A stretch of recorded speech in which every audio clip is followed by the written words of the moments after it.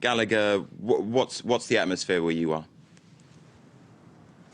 Well, I can tell you that today was the first day that the image of a quarantined Mexico City was most obvious and visible. And this impression, the tone is set right from the traveler's arrival at the Mexican International Airport, where he's given these documents, a brochure about the influenza, the outbreak, warning him of this outbreak and telling him how to fight it, but also a questionnaire about his health, asking him if he suffers from fever, cough, headache, symptoms which can be assimilated to the flu. And if he answers yes, the questioner politely asks him to return home. Now, this impression that the government, but the population as well, is taking this very seriously is completely confirmed by the traveler's arrival in downtown Mexico, a city which contains 20 million inhabitants and whose streets today were pretty much deserted, empty streets, very few people walking through them, some of whom I could speak with, telling me that they were just basically quickly running out to make a purchase and planning on returning home very fast.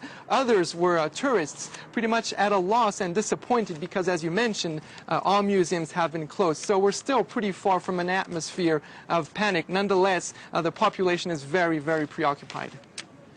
Now, as you say, Mexican authorities, they're now working hard to prevent this outbreak from spreading further. What are the challenges ahead?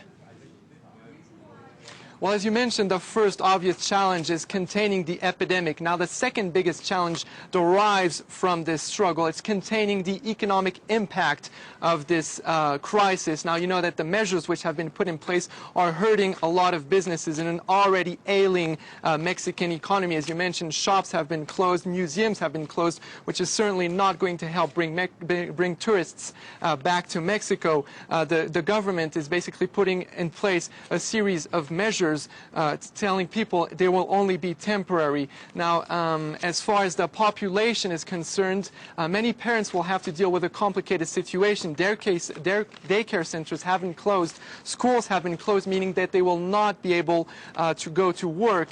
So the Mexican government has asked employers not to penalize financially their workers. Again, this is not a law. They asked out of national solidarity. More concretely, the World Bank just announced it was lending Mexico $205 million, 25 of which will immediately go to purchasing medicine. So overall, the strength of the economic impact of this crisis will largely depend on how fast the Mexican government can deal with it.